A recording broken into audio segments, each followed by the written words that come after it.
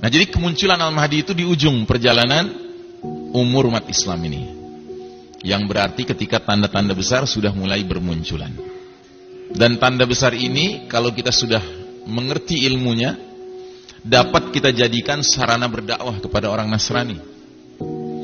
Karena orang Nasrani juga meyakini di akhir zaman akan turun dari langit sosok yang mereka sebut Yesus Kristus. Ya. Kita nyebutnya Isa Al-Masih Ibnu Maryam alaihissalam. Mereka menyebutnya Yesus Kristus.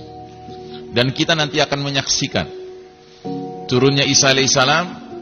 Ternyata tidak mencari gereja. Dia masuk ke masjid. Dia sholat subuh berjamaah dengan kaum muslimin. Yang pada saat itu imam sholatnya adalah Al-Mahdi. Masya Allah. Ya. Dan Isa alaihissalam nanti akan mengajak semua orang kafir, termasuk ahli kitab, Yahudi Nasrani, memeluk agama Nabi akhir zaman, agama Islam ini. Bahkan dalam hadis sahih dikatakan, Isa alaihissalam kalau sudah turun nanti dari langit, dia hanya menawarkan dua pilihan kepada orang kafir dan ahli kitab. Pilihan pertama, aslim taslam. Masuk Islamlah engkau, niscaya engkau akan selamat dunia dan akhirat. Kalau enggak mau, diapakan sama Isa alaihissalam? Ya, diselesaikan. Loh, kok ngeri gitu Ustaz? Bukankah Isa alaihissalam itu digambarkan sosoknya santun? Iya memang. Cuman masalahnya adalah bukan masalah kesantunan di sini. Masalahnya turunnya Isa alaihissalam termasuk tanda kalau dunia sudah memasuki injury time. Dunia sudah mau berakhir. Waktu sudah tinggal sedikit. Adalah keterlaluan kalau orang kafir, Yahudi Nasrani masih tetap ngeyel ketika Isa alaihissalam sudah turun. Karenanya cuma dikasih dua pilihan, atau masuk Islam atau mati. Dan akan ada nanti orang-orang kafir, Yahudi Nasrani, yang masuk Islam tidak mau, tapi mati lebih gak mau lagi. Akhirnya apa? Masuk Islam dengan terpaksa. Sampai kapan? Sampai Isa alaihissalam wafat, mereka murtad lagi. Dan ketika sedang seru-serunya murtad, tiba-tiba matahari terbit dari barat. Mereka ingin mengucapkan dua kalimat syahadat lagi, kata orang Padang, talambe, too late. Tidak diterima, pintu tobat sudah ditutup. Ya. Walaupun ada juga yang awal mulanya masuk Islam terpaksa, tetapi lama-kelamaan benar-benar beriman. Ya. Beruntunglah dia. Ada hadis mengatakan, Nabi bersabda, kelak nanti kalau perang antara kaum muslimin dengan Yahudi, maka kaum muslimin akan berada di sebelah timur Nahrul Urdun, sungai Jordan. Dan Yahudi akan berada di sebelah barat dari Nahrul Urdun, sungai Jordan. Anda tahu, waktu Nabi menyampaikan hadis ini, para sahabat heran, apa itu Urdun? Apa itu Jordan? Nggak ngerti mereka, karena zaman itu belum ada Jordan, Mbak. Kita sekarang ngerti. Ya. Artinya apa? Nabi itu jangan ditanya, dia tahu tidak tahu tentang Amerika. Ya jelas tahu kalau dikasih tahu sama Allah. Tapi dengan tidak adanya hadis itu, kita perlu menduga kuat, jangan-jangan Amerika pada masa itu sudah nggak ada. Karena apa? Terbenam. Dan tentu pengertian terbenam bukan seluruhnya. Daratan tingginya, puncak-puncak gunungnya mungkin masih tersisa. Ya. Termasuk wilayah Indonesia yang kita cintai karena Allah ini. Maka kalau ada di antara Anda yang berpikir, wah kalau gitu kita harus siap-siap. Bukan, kita harus siap-siap mengantisipasi pembenaman ini dengan cara kita bangun kampung akhir zaman di puncak-puncak gunung. Misalnya kita ke Merapi gitu ya, silakan. Karena ada hadisnya juga, Nabi bilang, kalau kalian sudah hidup di era fitnah, bawalah hewan kambing kalian, domba kalian ke puncak-puncak gunung, ya kan? Uzlah, kan begitu. Nah cuma harus diingat, kalaupun kita selamat setelah kita bikin kampung akhir zaman di puncak gunung Merapi misalnya, nantinya kita nggak tinggal lagi di puncak gunung Merapi, kita tinggal di Pulau Merapi, Pak. Kenapa? Karena sekeliling kita air, ya Pak.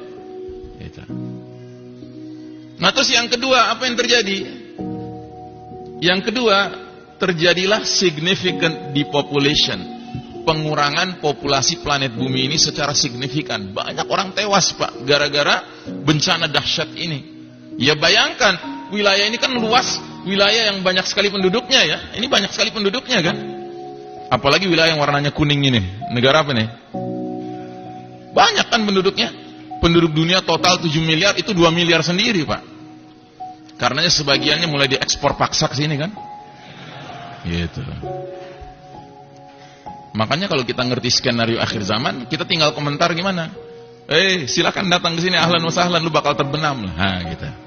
Cuma pertanyaannya kitanya kemana, kan gitu.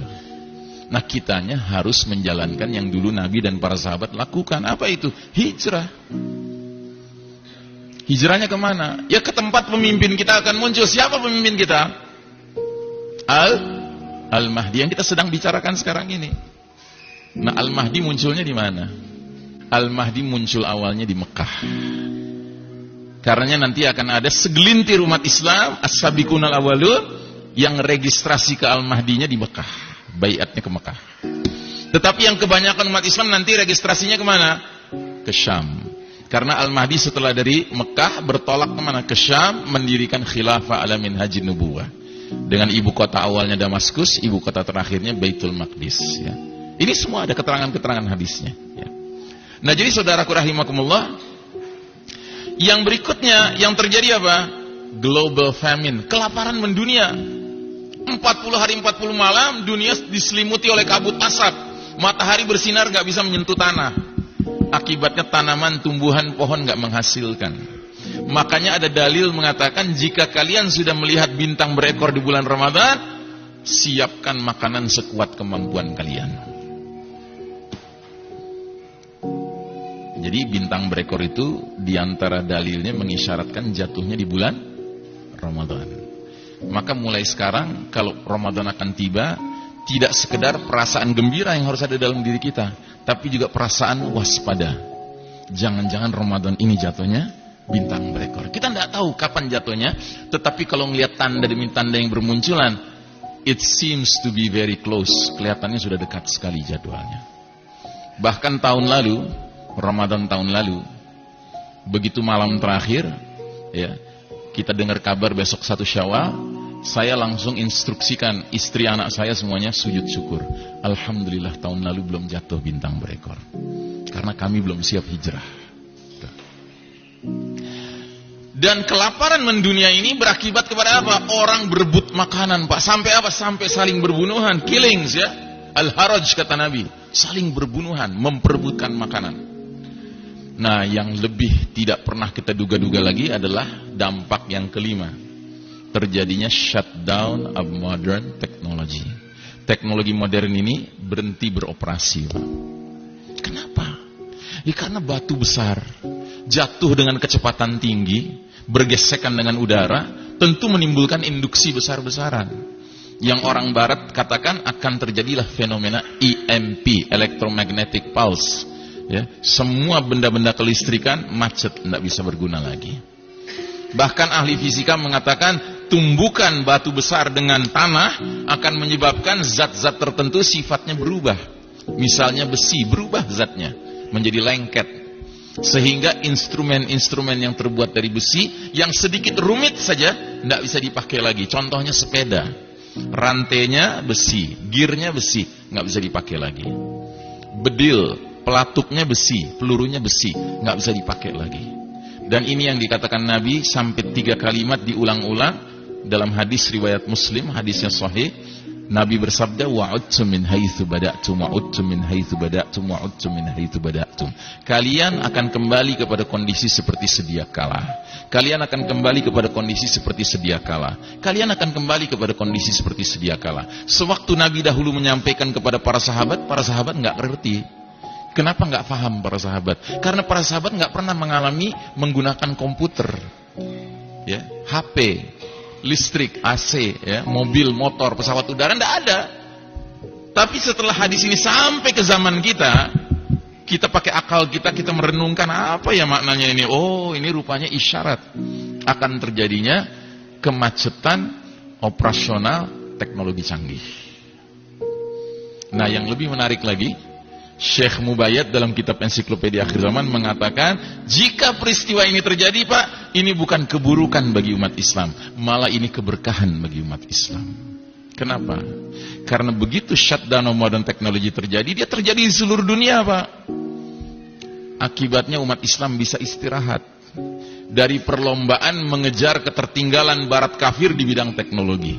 Sebuah perlombaan yang pada hakikatnya nggak akan pernah kita menangkan, Pak. Kenapa? Karena barat kafir curang. Mereka nggak rela kita menang. Jangankan menang, Pak, setara saja sama mereka nggak boleh kita, Pak. Buktinya apa? Kalau putra-putra muslimah berangkat ke Eropa, ke Amerika belajar, ke kampus-kampus mereka, kalau dia brilian nggak diizinkan pulang, Pak. Kalau perlu dikasih warga negara sana, ya kan? Disedot otaknya supaya nggak bermanfaat bagi negeri kaum muslimin. Ya, mereka nggak ridho, Pak, kaum muslimin ini maju di bidang teknologi canggih.